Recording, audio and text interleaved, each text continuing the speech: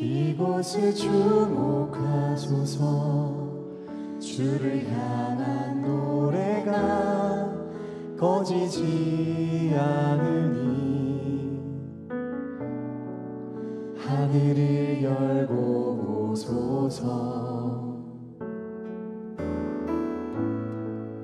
이곳에 임재하소서. 주님을 기다립니다. 기도의 향기가 하늘에 닿으니 주여 임재하여 주소서. 이곳에 오셔서 이곳에 앉으소서. 이곳에서 드리는 예배를 받으소서. 주님의 이름만이 오직 주의 이름만 이곳에 있습니다. 하늘의 문을 여소서. 하늘의 문을 여소서. 이곳에 주목하소서. 주를 향한 노래가 꺼지지 않으니 하늘을 열고 오소서. 이곳에 임재하소서. 이곳에 임재하소서. 주님을 기다립니다. 기도의 향기가 하늘에 닿으니 주여 임재하여 주소서. 이곳에 오셔서 이곳에 앉으소서. 이곳에서 드리는 예배를 받으소서. 주님의 이름만이 오직 주의 이름만 이곳에 있음. 이곳에 오셔서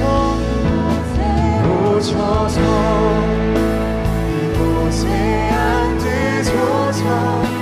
이곳에서 드리는 예배를 받으소서. 주님의 이름 오직 우리 주님의 이름만이 이곳에 있습니다. 아멘. 우리 한 번 더 고백하겠습니다.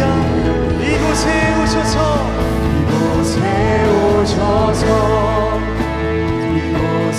앉으소서. 이곳에서 드리는 예배를 받으소서. 주님의 이름만이 오직 주의 이름만 이곳에 있음. 주님의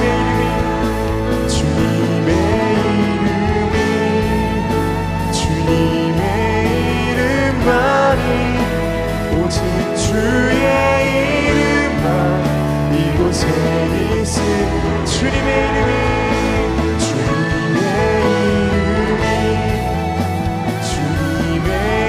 이름만이 오직 주의 이름만 이곳에 있습니다.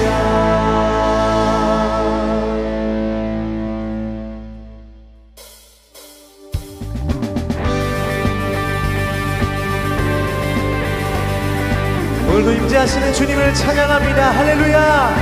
아멘. 우리의 믿음과 사랑과 고백을 우리 마음에 담아서 주님께 고백합시다. 주 없이 살 수 없네. 죄인의 구주여 그리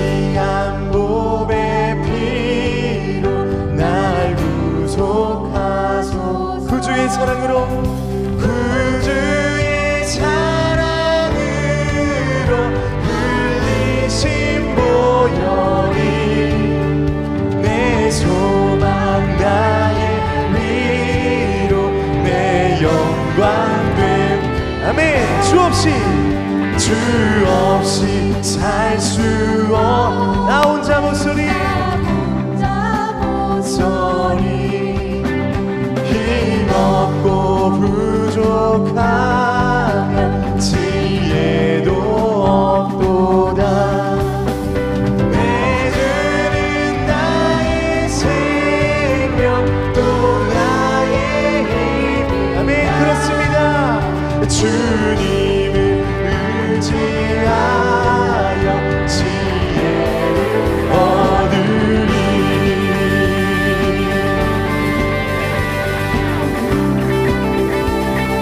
주 없이 살 수 없네. 주 없이 살 수. 내 주는 하신다. 내 주는 하신다. 내 영 깊은 강도 마음의 소. 우리 한 번 더. 주 없이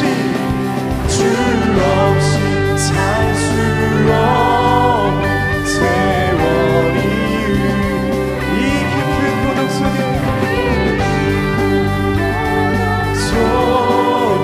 내 생명 끝나도 차가운 풍랑일 때 날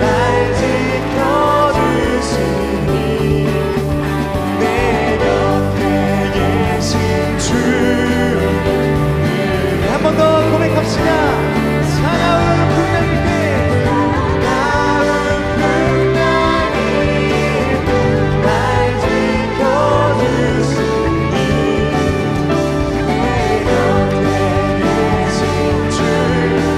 한 번 더 일본어 선포하시며 고백합시다. 사나운 풍랑이 날 지켜주시니 내 곁에 계신 주를 다음에 왕이신 주님께 우리 영광 받습니다.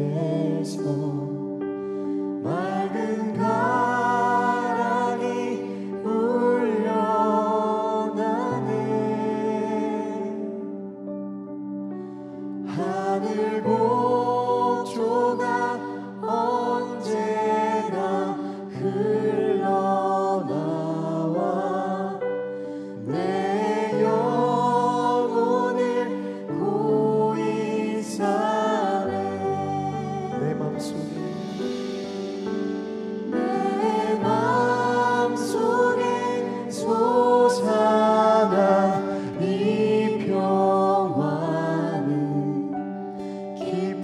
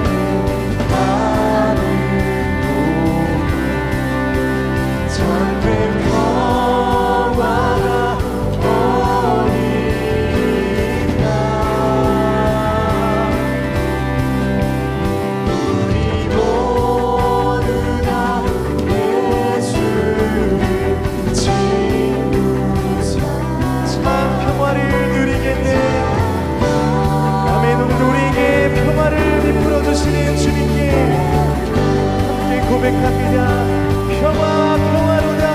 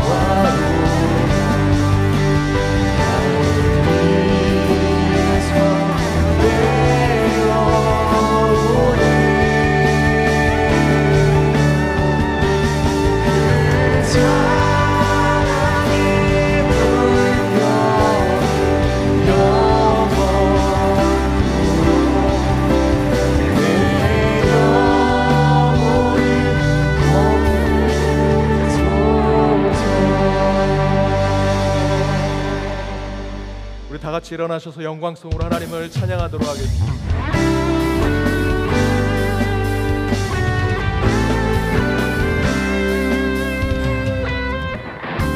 왕의 만세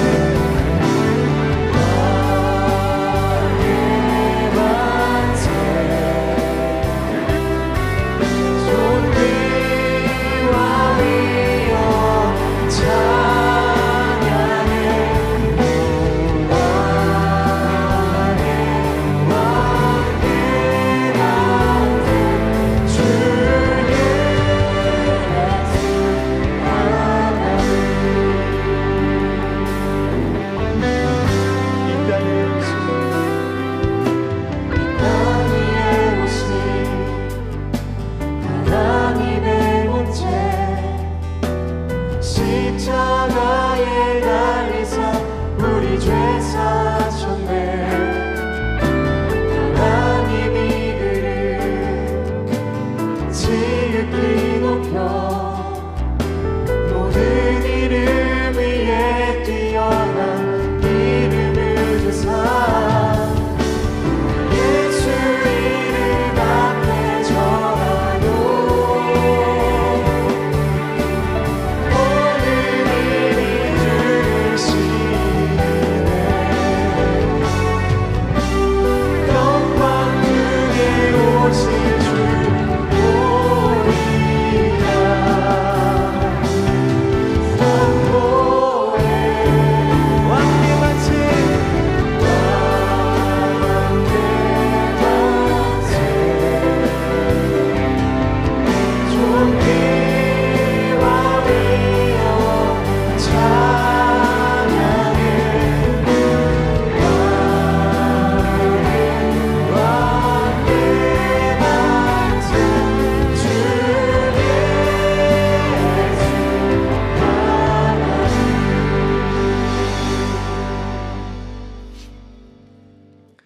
사랑의 하나님, 한 주 주의 은총과 은혜 가운데 보내게 하시고 주의 거룩한 날 맞이하여 성전에 모여 예배드리게 하심을 감사드립니다.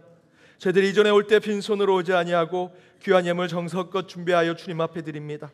모든 것 주님의 것이고 주께서 우리에게 허락하신 것이기에 11조와 주정봉헌으로 우리의 삶을 구별하여 주님 앞에 드립니다.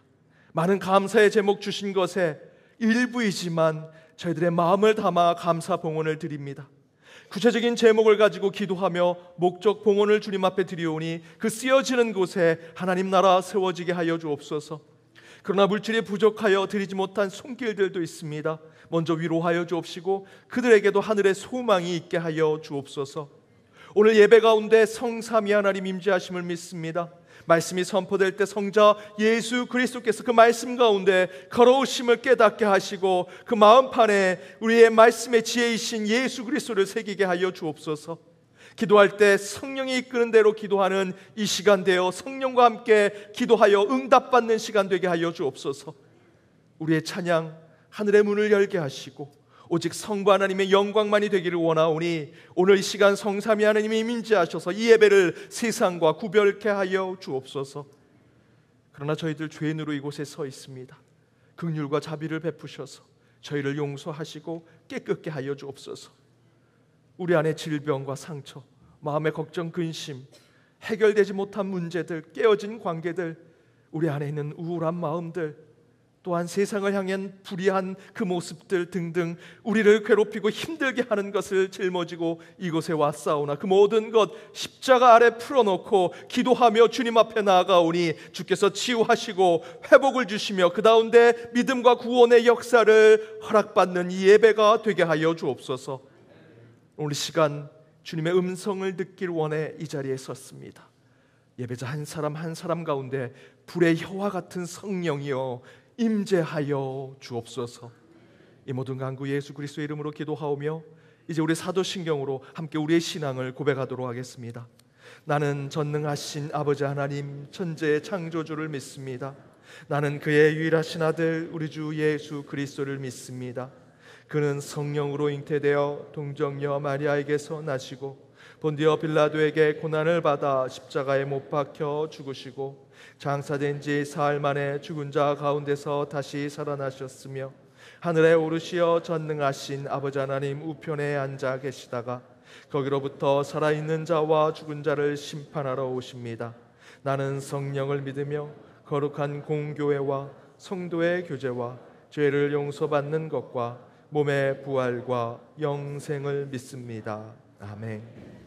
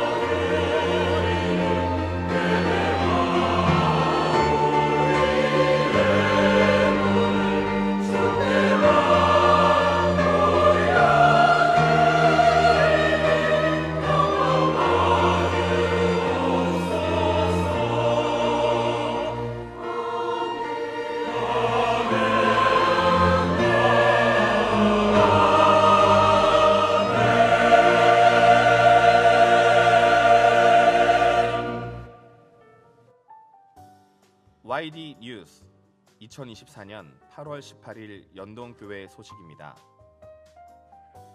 다음 주일은 위임 목사님 주일학교 순회 예배로 고등부에서 특별 예배를 드리며 다음 주 토요일은 자녀들과 함께하는 새학기 예비일 특별 새벽기도회로 드립니다. 다음 주일 사부 예배 후 위즈덤 하우스에서 당회로 모입니다. 유아세례 부모 교육이 오늘 오후 1시 210호실에서 있습니다. 은퇴권사회 원래회가 이번 주 목요일 오전 11시 베들레헴 예배실에서 모입니다. 목양위원회가 이번 주 금요일 오전 10시 30분 교구 전체 모임으로 본당에서 있습니다. 청소년 주일학교 소식입니다. 아름꾼방 주관으로 책 바자회 및 기부 행사가 있습니다. 오늘과 다음 주일 교회 마당에서 기증받습니다. 자세한 내용은 주보를 참고해 주시기 바랍니다. 2024년도 상반기 감사가 오늘까지 진행됩니다. 시간은 오전 11시부터 오후 3시까지이며 가나의 집 5층 위즈덤 하우스에서 진행됩니다. 각 부서 회계는 2024년도 상반기 예산 집행 내역을 사무처 서일래 집사에게 확인하여 감사 자료를 작성 후 감사를 받으시기 바랍니다. 성경 필사를 완료하신 성도님께서는 오늘까지 401호 감수팀에게 제출해 주시기 바랍니다. 중국어 예배팀 여름 수련회가 이번 주 토요일과 주일에 내촌 은혜수양관에서 있습니다. 824 미스바 회계 성령 대성회가 CBS와 한교총 주관으로 이번 주 토요일 새벽 5시 서울시청 광장에서 있습니다. 자세한 내용은 주보를 참고하시기 바랍니다. 9월 예배위원 봉사자 준비 모임이 다음 주일 3부 예배 후 드보라의 방에서 있습니다. 자녀 결혼식을 마치고 감사하여 원영숙 권사 가정에서 오늘 점심을 전교인에게 대접합니다. 신학대학원 입학을 위한 신학입학고시 청원과 기존 신학대학원생을 위한 신학계속 청원이 있습니다. 해당되시는 분은 다음 주일까지 사무처에 서류를 제출해 주시기 바랍니다. 오늘도 은혜로운 주일 되시기 바랍니다. YD 뉴스. 앞에 한 가지 더 광고해 드리도록 하겠습니다. 우리 교회 창립 130주년을 기념해서 130년 은혜를 부어주신 것을 이웃과 함께 나누기 위해서 각 세대별 페스타를 준비했습니다. 그래서 9월 7일 토요일에는 범키와 송지은과 함께하는 저희들 청년을 위한 페스타를 준비하고 있습니다. 또한 9월 21일 토요일에는 옹알스 극단을 저희들 모셔서 우리 아이들을 위한 어린이 페스타를 준비하고요. 10월 5일 토요일에는 마쿠스 워십과 함께 찬양 집회를 통해서 우리 청소년 페스타를 진행합니다. 10월 19일 토요일에는 우리 남진 장로님 모셔서 간증과 우리 찬양 함께 나누는 장년 페스타를 준비합니다. 이 페스타는 저희 130년 된 우리 교회 생일을 맞이해서 우리만 기뻐하는 것이 아니라 이곳에 130년 동안 우리 연동교회가 세워져 있었습니다. 지역사회와 이웃들과 함께 그 기쁨을 나누는 시간입니다. 여러분 함께 참여하셔서 각 세대별로 페스타 할 때 모든 세대들이 함께 하셔도 괜찮고요. 우리 기쁨으로 우리 130주년을 준비하는 시간이 되기를 바랍니다. 우리 슬픔 당한 가정이 있습니다. 백현용 성도님의 부친 되시고 이미라 성도님의 시부 되시는 백종득 성도님 별세하셔서 11일 구미시 추모공원에 모셨습니다. 김형도 성도님의 부인 되시는 문정자 성도님 별세하셔서 11일 안산 유토피아 추모관에 모셨습니다. 박미경 원사님의 부친 되시고 윤복기 집사님의 장인 되시는 박한영 성도님 별세하셔서 12일 연동 동산에 모셨습니다. 강희태 성도님 별세하셔서 16일 이천 에덴 낙원 추모공원에 모셨습니다. 우리 슬픈 당한 가정을 위해 기도해 주시고 위로해 주시기를 부탁드립니다. 오늘 우리 교회 처음 오신 분 계시면 손들어 펴 주시기 바랍니다.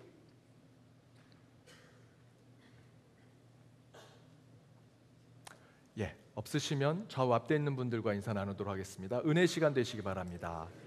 은혜 시간 되시기 바랍니다.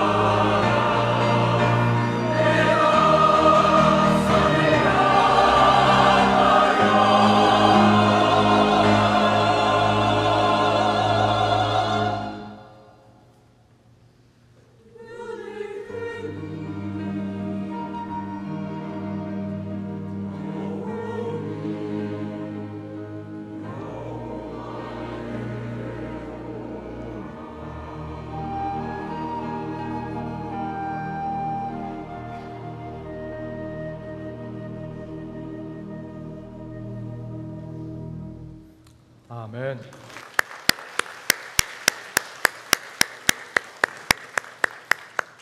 귀한 찬양 감사드립니다. 오늘 하나님이 주신 말씀은 구약성경 여호수아 6장 15절에서 21절 말씀입니다. 여호수아서 6장 15절에서 21절 말씀 차례로 교독하시고 마지막 절은 함께 읽도록 하겠습니다. 제가 먼저 읽겠습니다. 일곱째 날 새벽에 그들이 일찍이 일어나서 전과 같은 방식으로 그 성을 7번 도니 그 성을 7번 돌기는 그날 뿐이었더라. 일곱 번째 사자들이 나팔을 불 때 여호수아가 백성에게 이르되 외치라 여호와께서 너희에게 이 성을 주시리라. 이 성과 그 가운데 있는 모든 것은 여호와께 온전히 바치되 기생 라합과 그 집에 동거하는 자는 모두 살려주라. 이는 우리가 보낸 사자들을 그가 숨겨 주었음이니라. 너희는 온전히 바치고 그 바친 것 중에서 어떤 것이든지 취하여 너희가 이스라엘 진영으로 바치는 것이 되게 하여 고통을 당하게 되지 아니하도록 오직 너희는 그 바친 물건에 손대지 말라. 은금과 동철 기구들은 다 여호와께 구별될 것이니 그것을 여호와의 곳간에 드릴지니라 하니라. 이에 백성은 외치고 제사장들은 나팔을 불매 백성이 나팔 소리를 들을 때에 크게 소리질러 외치니 성벽이 무너져 내린지라. 백성이 각기 앞으로 나아가 그 성에 들어가서 그 성을 점령하고 함께 읽겠습니다. 그 성 안에 있는 모든 것을 온전히 바치되 남녀 소와 양과 나귀를 칼날로 멸하니라. 이는 하나님의 말씀입니다. 아멘.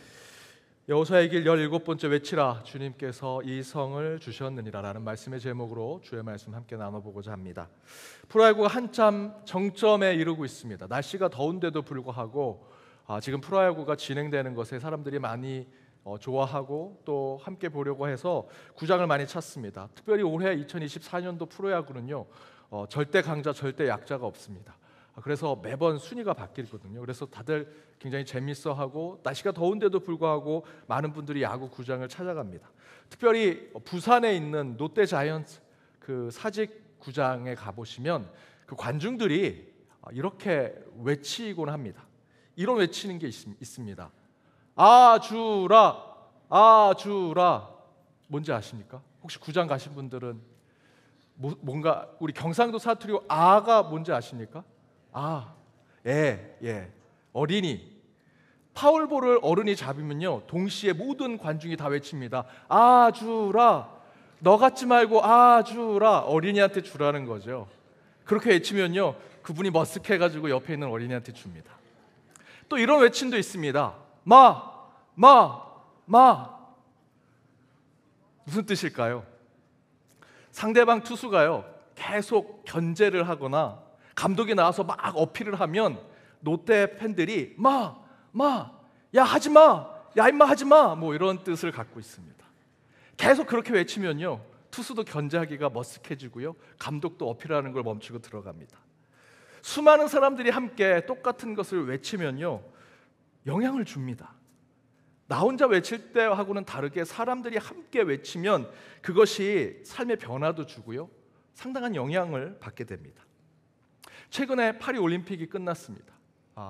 선수들이 앞에 나갈 때 보통 그 올림픽에 나온 선수들이 그 메달권에 있는 선수들은 종이 한 장 차이입니다. 실력이 거의 비슷합니다. 그런데 그 시합 전에 그 선수들이 스스로에게 이렇게 외칩니다. 잘할 수 있어, 할 수 있어. 올림픽 초기에 사격 선수들이 할 때 그 입 모양이 나는 할 수 있어 라고 하는 것으로 기사화돼서 많이 유명해졌죠. 스스로 다짐하고 결심한 것을 외치면요 실제로 성적이 더 좋아진다라고 하는 통계가 있습니다. 실력은 정신에 좌우한다라고 하는 책도 있습니다. 그렇게 외치는 것에 뭐 외친다고 그것이 어디에 기록에 남거나 그 외침이 뭐 벽을 흔들게 하는 것도 아닌데 그 외침 자체 안에 상당한 영향력을 있는 것을 저희들이 확인하게 되죠. 그런 외침에 대한 의미를 생각해 보면서 우리 연동교회와 깊은 연관이 있는 3.1 만세운동을 저는 생각해 보았습니다. 3.1 운동의 핵심은요 민족의 지도자 몇 명이 모여서 기미독립 선언서를 발표하고 어떤 지식인이 독립운동을 주도하고 어떤 지도자가 3.1운동의 정신적 중심이 되었는지 그것을 생각하는 것이 3.1운동의 핵심이 아니고요.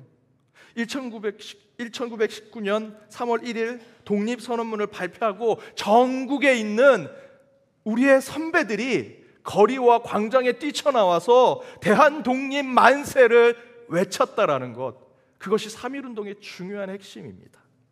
어느 조직, 어느 단체가 주도해서 저항운동을 했는가, 누가 주도적인 역할을 했는가라는 것보다 더 중요한 것은 모든 사람이 거리와 광장에 뛰쳐나와서 한 가지를 외쳤다라는 것이죠. 내 나라를 돌려주십시오, 우리에게 자유와 해방을 주십시오 라고 외쳤다라는 것, 그것이 3.1운동의 중요한 정신입니다.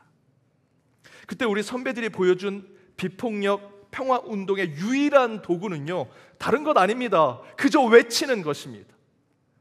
우리의 국기를 들고 함께 손을 잡고 외치는 것뿐이었습니다.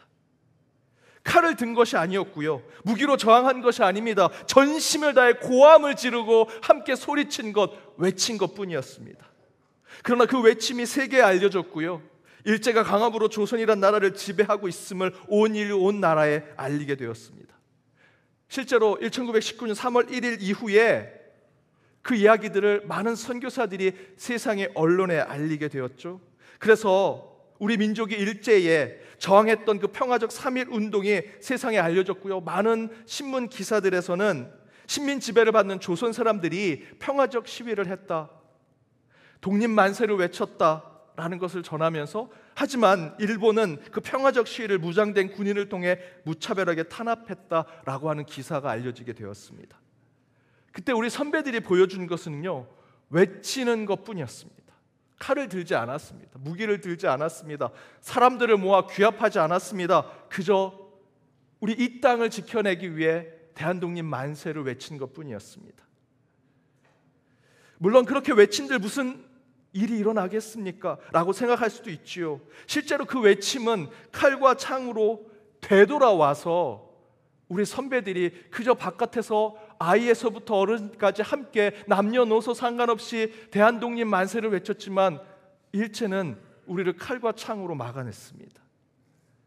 바로 이 3.1 운동은요, 조선이란 나라가 강제 침탈로 식민지가 된 것을 세계에 알리게 된 계기가 됐어요. 외친 것밖에 없는데, 남녀노소 모두가 거리와 광장에 나와서 소리 지른 것밖에 없는데 그것이 세계에 알리게 된 계기가 됐고요, 중국 상하이에 대한민국 임시정부를 수립하는 기점이 되지요. 이후에는 교회를 중심으로 물산 장려운동과 국상품 애용운동, 금주, 금연운동이 일어나면서 우리가 다른 나라가 아니라 우리 스스로 사회를 계몽해서 우리가 잘 사는 나라를 만들어보자 라는 운동이 시작됩니다. 이런 엄청난 변화를 준 3.1운동의 핵심은요, 몇몇 이름 있는 지도자들의 역할이 아니라 독립과 해방을 소망하는 우리 민족의 외침이 그런 변화를 줬다라는 것이죠. 오늘 본문에서도, 오늘 성경의 말씀에서도 그 외침에 대한 이야기가 나옵니다. 이스라엘 백성들이 여리고성 앞에 섰습니다. 약속의 땅의 앞에 설 때까지 하나님께서 이스라엘 백성들을 이끌어 주셨던 그 모습대로 여리고성 앞에서도 똑같이 명령하십니다. 그 이전에 하나님을 경험했죠.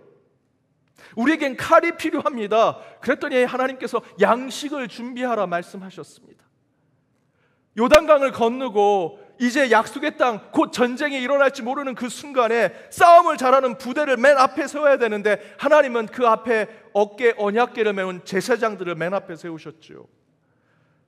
전쟁을 준비해야 되는데 모든 이스라엘 백성들을 다 할례를 시켰습니다. 너희는 나의 백성이니 경건하라 할례를 시키셨죠. 군량미가 필요합니다. 이제 곧 여리고성과 전쟁을 치러야 하면 이제 우리는 먹을 것이 없게 될지도 모르니 만나를 하루에 한 번이 아니라 하루에 3번씩 내려주십시오라고 기도해도 부족한데 하나님께서 만나를 그치게 하셨습니다. 그리고 말씀하시지요. 그 약속의 땅에서 너의 손을 더럽히고 흙을 묻히고 온몸에 땀 흘리고 그 땅을 기경해서 그곳에서 나온 소출을 먹어야 한다라고 말씀하십니다.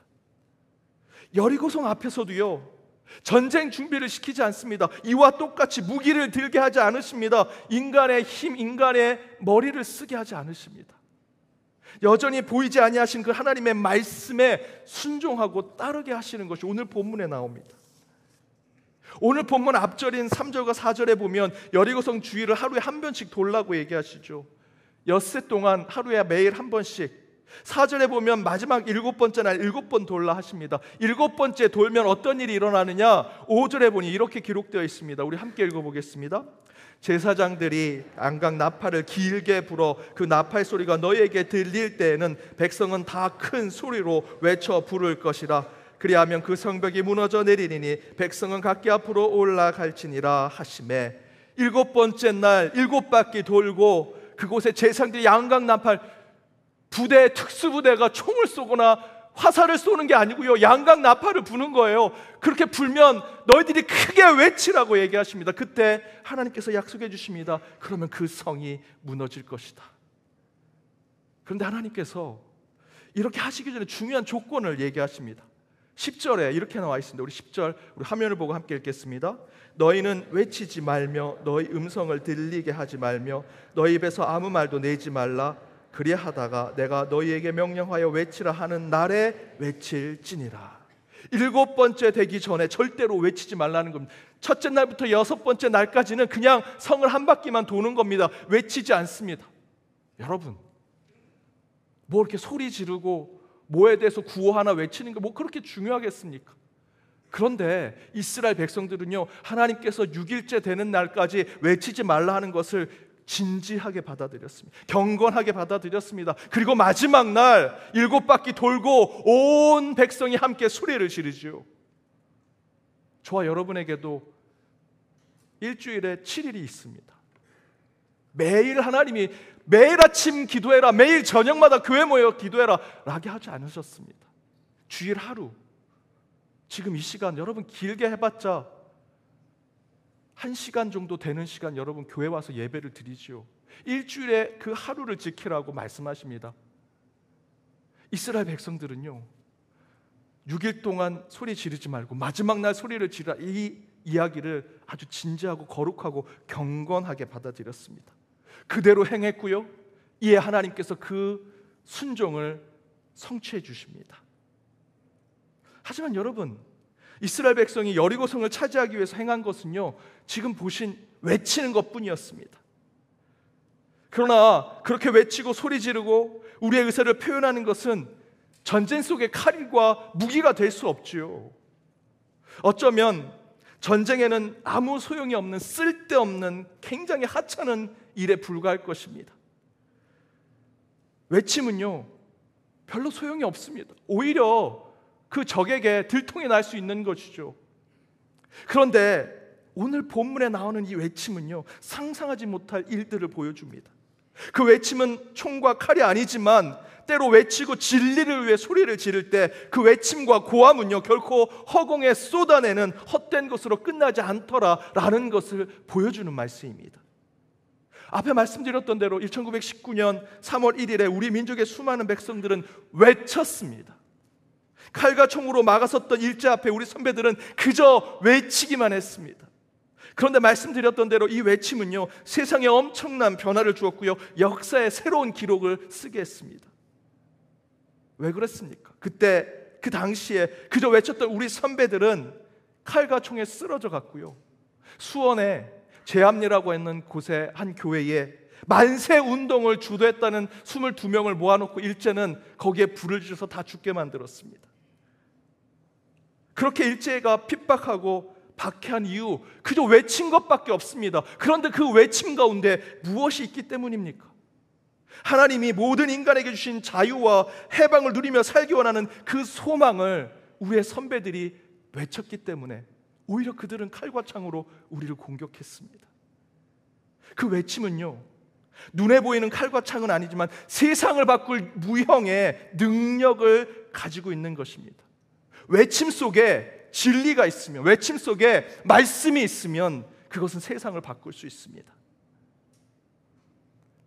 그리스도 안에 있는 생명의 성령의 법이 죄와 사망의 법에서 우리를 해방하였습니다. 저와 여러분이 외치는 것이 그저 나 기쁘라고 외치는 것을 끝난다면 세상을 변화시킬 수 없지만 저와 여러분의 외침 가운데, 이스라엘 백성들의 외침 가운데 진리가 있고 하나님의 뜻이 있다면 그 외침은요 결코 허공에 떠들어가는 소리에 불과한 것이 아니라 능력과 힘을 발휘하는 것이 되더라라는 것이죠. 이스라엘 백성들이 바로 여리고성 앞에서 그것을 경험하고 있습니다. 이처럼 하늘의 가치를 두고 외치고 소리를 지르면 하나님은 반드시 그 뜻을 이루어 주십니다. 하나님의 말씀을 품고 세상을 향해 외치고 소리를 내면요, 외치기만 하면 여리고성이 무너지는 것처럼 하나님은 가장 나약하게 보이고 무력하게만 보이는 그 외침 속에 반드시 세상을 뒤집는 역사를 보여주시더라는 것이죠. 그런데 그렇게 여리고성을 무너뜨리는 이스라엘 백성들의 그 외침, 그 자체로 보면요 하찮아 보이죠. 보잘것없어 보이고 무력해 보입니다. 그런데 그것을 비유해서 본다면 저는 그것이 예수 그리스도의 십자가와 같은 것이라 생각이 듭니다. 여러분, 십자가처럼 무력한 것이 어디 있습니까? 십자가는 칼이 아닙니다. 십자가로 결코 전쟁을 치를 수 없습니다. 십자가는 이념이 아닙니다. 십자가 뒤에 사람들이 줄 서서 그 십자가를 통해서 내 사상을 뭔가 드러내고 싶어하는 사람 아무도 없습니다. 여러분, 십자가에 예수님이 달렸을 때 그렇게 예수님께서 사랑을 베푸시고 치유하시고 그들이 배고파할 때 5,000명을 먹이셨던 사건 가운데 모든 기적을 봤던 사람들 다 떠나갔습니다. 십자가 위에, 십자가 옆에, 십자가 주변에 어떤 세력과 권력도 거기에 서 있지 않았습니다. 여러분, 십자가는요 사람을 모으는 상징과 브랜드가 아닙니다.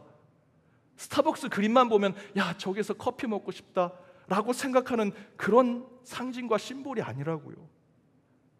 도리어 십자가는요 사람을 죽이는 사형틀에 불과했습니다. 모든 사람이 피하고 싶어하는 부정적인 어둡고 그늘진 상징에 불과했습니다. 그러나 예수는 그 십자가에서 죽으셨습니다. 하지만 십자가 위에서의 예수님의 외침은요 저와 여러분이 아는 것처럼 세상 모두를 바꿨죠. 예수가 그 십자가 위에서 자기를 죽이는 자들을 용서합니다. 그 용서는 어떤 것으로도 설명할 수 없는 세상을 바꾸는, 저와 여러분이 도저히 감당할 수 없는 하나님의 은혜로 지금까지 이어져 오고 있죠.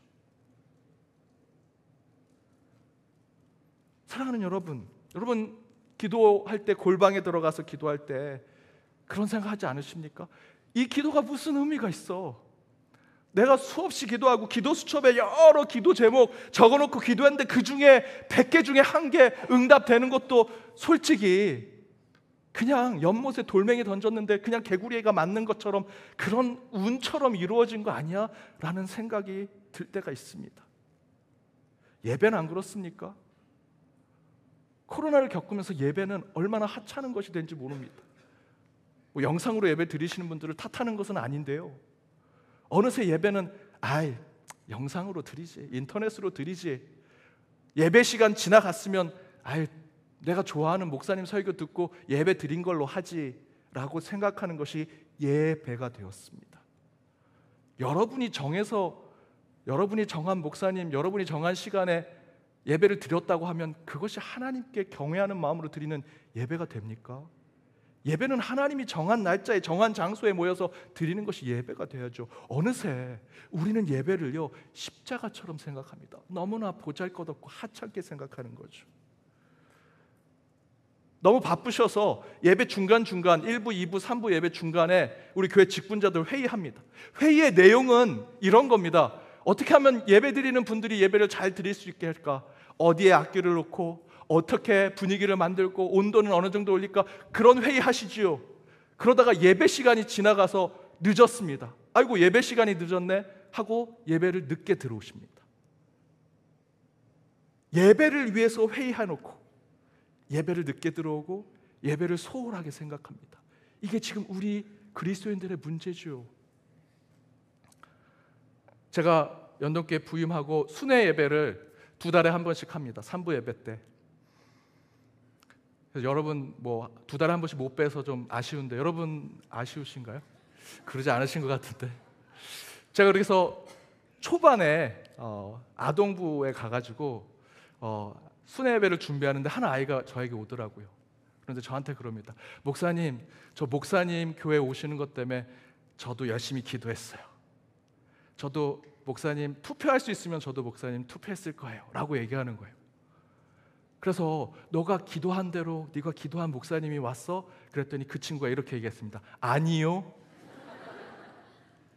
제가 정말 가슴이 철렁 내려앉더라고요. 와, 얘가 투표했으면은 혹시 내가 안 되는 게 아닌가? 너 뭐라고 기도했는데 목사님이 네가 기도했던 기도 제목이 그 목사님이 아니야? 그랬더니 그 아이가 그렇게 얘기했습니다. 나는 할아버지와 같은 목사님이 오기를 기도했어요. 아, 빨리 늙어야겠다라는 생각이 들었습니다. 그 아이의 기도 얘기를 들으면서 하나님이 이 아이의 기도도 들으시겠구나. 여러분, 저와 여러분이 무엇인가 대단한 사람이 되어서 그 기도가 하나님과 거래하는 것이 되어버리지 않았습니까? 여러분, 기도는 우리가 할 수 있어서 하는 것이 아닙니다. 할 수 없음에도 불구하고 기도라는 하나님의 특권을 주셔서 자녀된 특권으로 하나님께 기도하는 자가 된 것이지요. 어느새 예배와 기도가요, 대충 해도 되는 것, 별것 아닌 걸 하찮은 것, 신경 안 써도 되는 것이 되고 말았습니다. 하지만 그 하찮은 것, 별볼일 없는 것, 우리가 늘 후순위로, 우선순위가 아닌 뒷순위로 빼는 기도와 그 예배가요, 이스라엘 백성들이 여리고성 앞에서 외치라 하는 그 하나님의 명령과 똑같은 것입니다. 우리가 생각할 때 이렇게 외친들 무슨 의미가 있을까? 무슨 영향을 줄까? 무슨 변화를 일으킬까? 생각하지만 하나님의 뜻과 하나님의 계획은 다르십니다. 세상 사람들이 야, 너 못하러 예배드리냐? 너 지위 정도면, 너 세상의 그 지위 정도면 야, 종교 그냥 기독교라고 쓰기만 하면 돼. 그 주의 교회 안 가도 돼. 못하러 그 시간 내서 기도하냐라고 세상 사람들이 하지요. 저는 충분히 그럴 수 있다고 생각이 듭니다. 하지만 살아계신 하나님을 경험하고 인격적인 하나님을 체험한 저와 여러분은 그 예배를, 그 기도를 가장 소중한 것으로 만들어야죠. 그런데 저와 여러분도 그저 이스라엘 백성들이 여리고성 앞에 있을 때 칼을 주고 창을 주길 원하는 마음처럼 그 예배와 기도가 어느새 후순위가 되고요, 하찮은 게 되어버리고 말았습니다. 그러나 여러분, 하나님은요, 별것 아닌 것 같은 것으로 역사하시고요, 나약한 것을 통해 하나님은 기적을 보이고자 하십니다.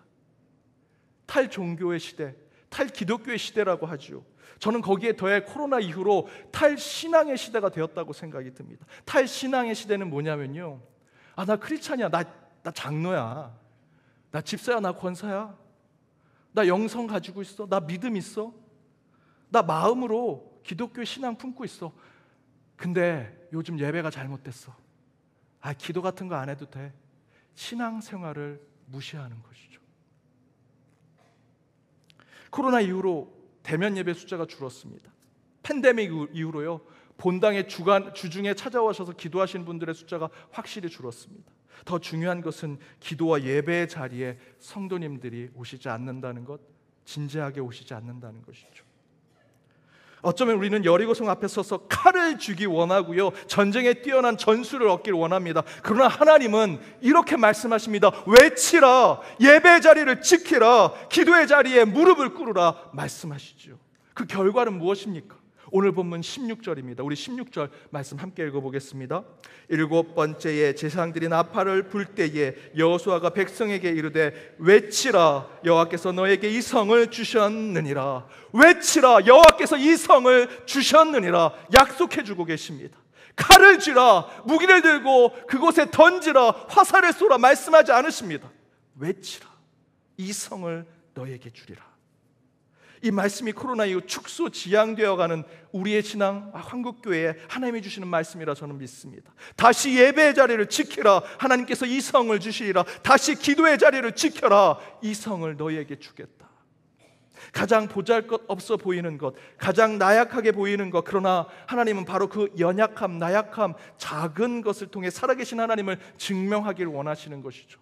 여러분, 높은 지위에 올라가셨습니까? 근육 좀 생기셨습니까? 돈 좀 손에 쥐셨습니까? 여러분이 크게 되면요, 결코 하나님이 임하시지 않습니다.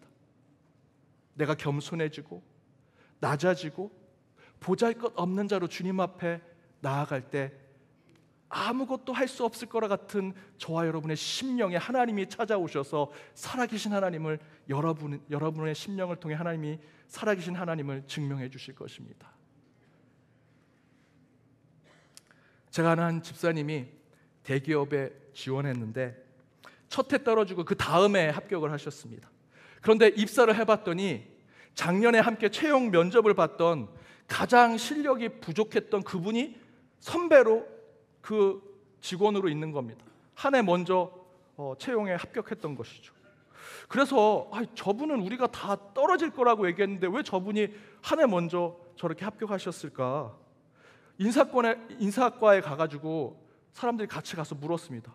저희들이 다 작년에 시험을 봤는데 저 선배 직원은 작년에 제일 대답도 못하고 제일 실력이 없는데 어떻게 먼저 이렇게 붙었습니까? 그랬더니 그 인사과에 있는 사람이 이렇게 얘기합니다. 작년에 채용 인터뷰할 때 모든 인터뷰가 끝나고 30년 전 얘기인데요. 그때 막 시작된 이색 면접, 이색 인터뷰가 뭐였냐면 인터뷰가 다 끝났다고 하고 그 지원자들과 함께 뭐 노래방을 간다든지 호프집에 간다든지 거기서 다시 면접을 보는 겁니다. 그 사람들은 이제 면접이 끝났다고 편하게 노래 부르고 편하게 맥주 마시면서 얘기하지만 그 인사를 담당한 사람들은 또 평가하고 있는 거죠. 그들이 함께 호프집에 갔습니다. 이제 면접이 다 끝났으니까 편하게 서로 얘기하는데 제 이 얘기했던 집사님은 이것도 시험이구나 생각하고 질문하는 것을 아주 진지하게 잘 대답했다고 합니다. 그때 먼저 1년 전에 채용된 그분은요, 대답도 잘 못하고 조금 의욕도 없는 것 같고 뭐 답도 형편없게 답변하는 것 같고 그랬었는데 근데 그분이 먼저 붙은 겁니다. 왜 그랬습니까? 라고 했더니 그 먼저 붙은 분은 대답은 제대로 하지 못하고 또 우리가 원하는 답변을 하지 못했지만 이분은 항상 누군가가 얘기할 때 경청했다는 겁니다. 다른 사람들이 얘기하면 다른 사람들은 뭐 술 마시고 거기서 딴 얘기하는데 그 사람은 누군가가 얘기하면 경청하고 또 인사과 직원이 얘기하면 거기에 귀를 기울이고 서로 추임새를 넣어주는 겁니다. 그렇군요. 예, 맞습니다. 저도 그렇게 생각합니다. 그런데 그 가운데 인사과 부장님이 계셨는데 그분이 그 모습을 보고 그렇게 추임새를 주고 눈높이에 맞춰서 대화하고 누군가를 계속 배려해주는 그 사람만 최고 점수를 줘서 그 사람이 붙었다는 겁니다. 대기업에 취직하는데 누가 눈 맞추고 얘기하고 추임새 넣으면서 예, 좋습니다, 맞습니다, 그렇습니다, 너무 재밌네요 라고 추임새를 넣는 그 사람을 채용할 것이라 누가 생각이나 했겠습니까?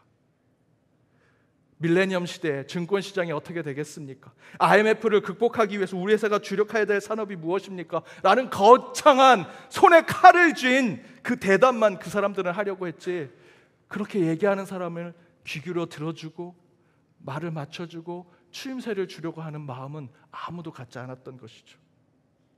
많은 지원자들이 세상 돌아가는 중요한 문제에 대해서 정말 칼을 손에 쥐고 정말 거창하게 대답하려고 했지만 그것이 중요한 것이 아니었습니다.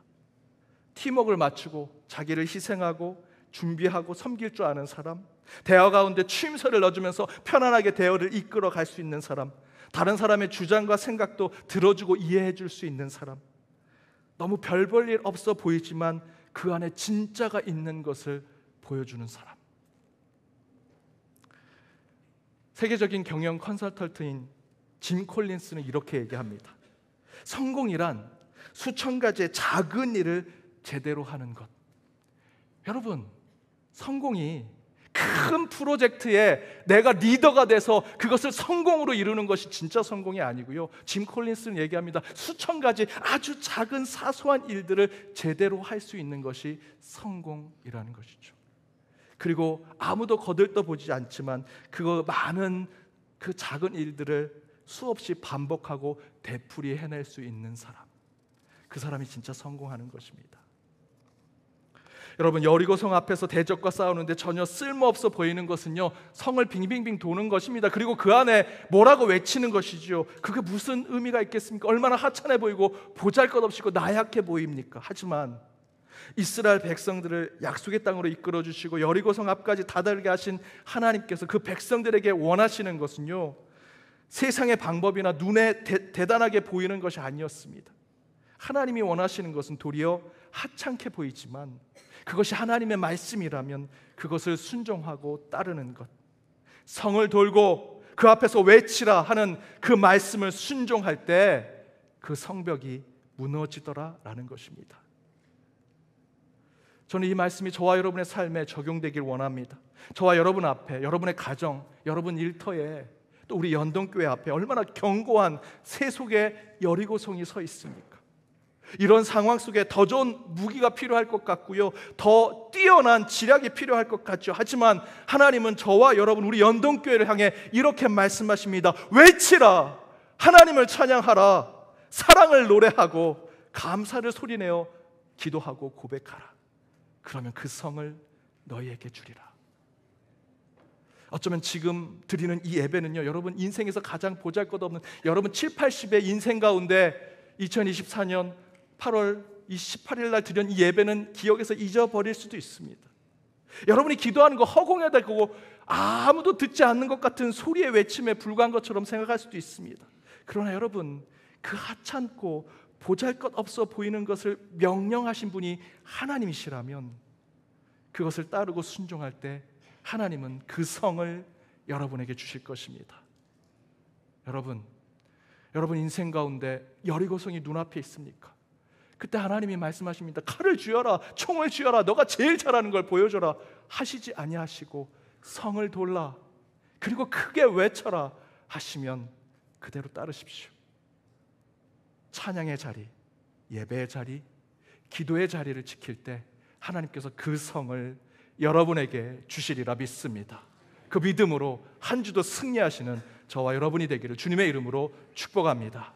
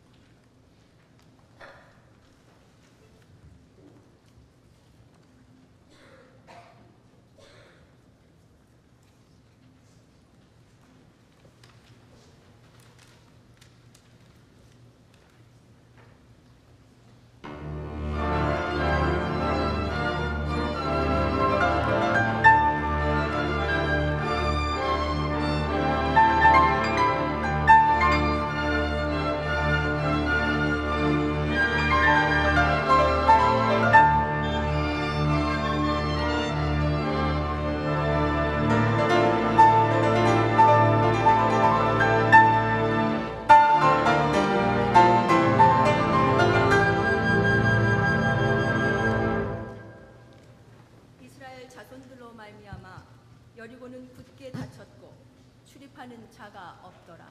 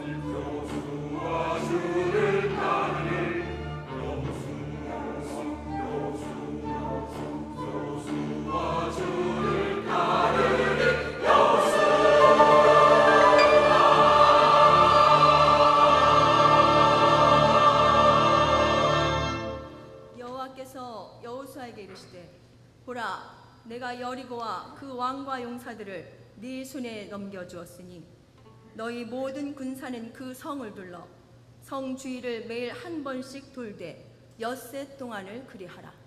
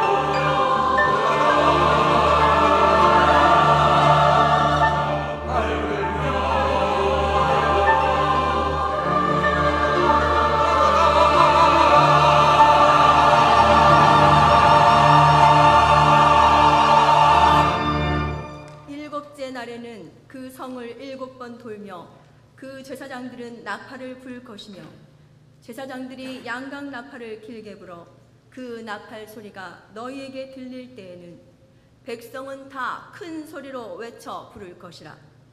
그리하면 그 성벽이 무너져 내리리니 백성은 각기 앞으로 올라갈지니라.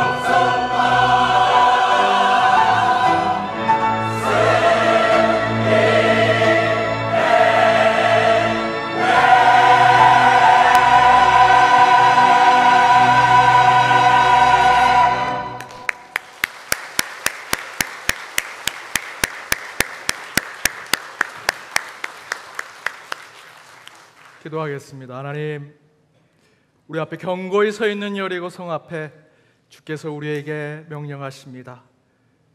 네가 그동안 소홀했던 예배의 자리를 지키라. 네가 떠났던 기도의 자리에 무릎을 꿇어라. 그 주님의 말씀에 순종하며 나아갈 때 우리 앞에 서 있는 그 여리고성이 무너져 내리리라 믿습니다. 주여, 하나님을 찬양하고 사랑을 노래하고 감사를 소리내어 고백하는 자들 위해 그 성을 허락하시고 외치는 그 신앙의 삶 가운데 치유와 회복, 믿음과 구원의 역사를 우리에게 보여주옵소서. 한 주 살아갈 때 하나님의 말씀에 순종하는 자들 가운데 살아계신 하나님의 증명된 삶이 우리의 삶 가운데 나타나기를 간절히 바라오며,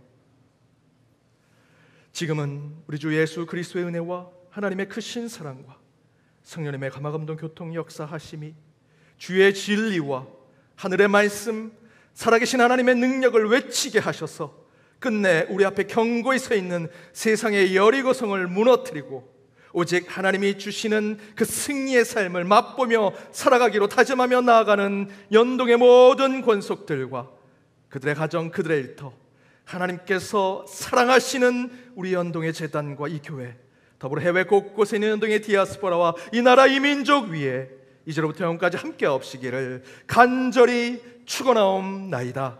아멘.